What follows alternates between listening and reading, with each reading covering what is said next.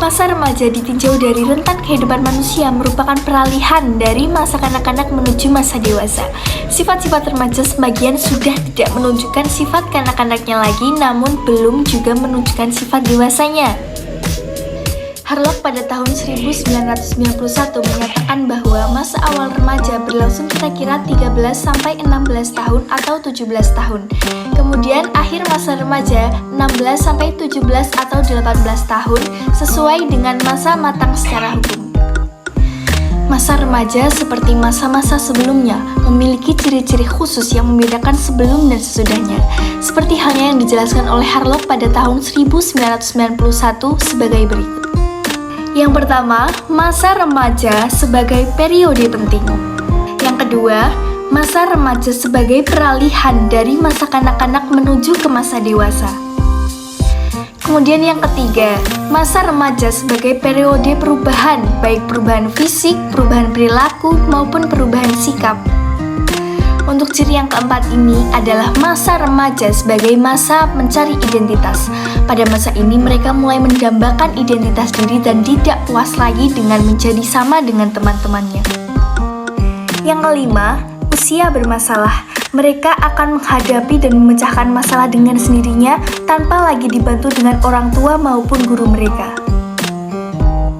Yang keenam, masa remaja sebagai usia yang menimbulkan ketakutan atau kesulitan.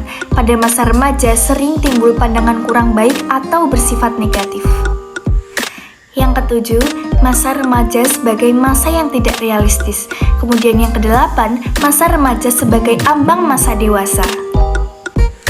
Seiring dengan perkembangan fisik yang sangat cepat, dapat berakibat pada masa remaja yang tidak dapat menyesuaikan diri dengan baik. Sering menimbulkan bahaya-bahaya yang dapat muncul pada masa remaja. Harlock pada tahun 1991 menyebutkan terdapat dua bahaya. Yang pertama, bahaya fisik, yang meliputi kematian bunuh diri atau percobaan bunuh diri, cacat fisik, kecanggungan, dan kekakuan. Yang kedua, bahaya psikologis, yaitu bersekitar kegagalan menjalankan peralihan psikologis ke arah kematangan yang merupakan tugas perkembangan remaja yang sangat penting. Selain bahaya yang muncul pada masa remaja, remaja juga sering melakukan perilaku antisosial atau dikenal dengan sebutan juvenile delinquency, yaitu tindakan pelanggaran atau kejahatan yang dilakukan remaja yang menjurus kepada pelanggaran hukum. Adapun beberapa hal yang menjadi faktor. Yang pertama, personality individu remaja itu sendiri, seperti mempunyai kepribadian yang lemah karena lingkungan yang tidak tepat.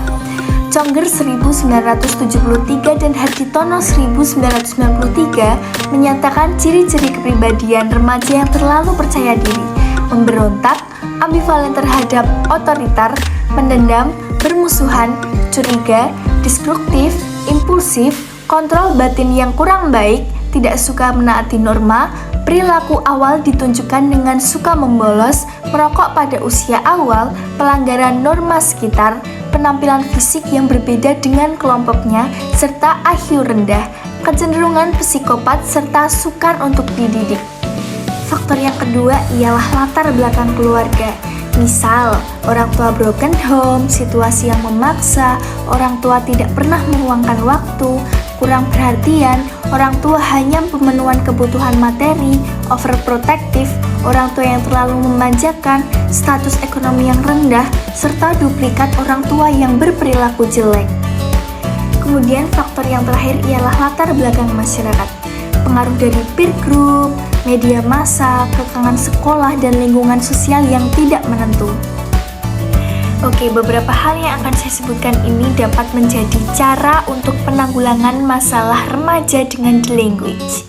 Yang pertama yaitu meningkatkan kesejahteraan keluarga, yang kedua perbaikan lingkungan, yang ketiga mengadakan lembaga reformatif untuk memberikan latihan korektif, pengoreksian, dan asisten untuk hidup mandiri dan susila kepada anak-anak dan remaja yang membutuhkan.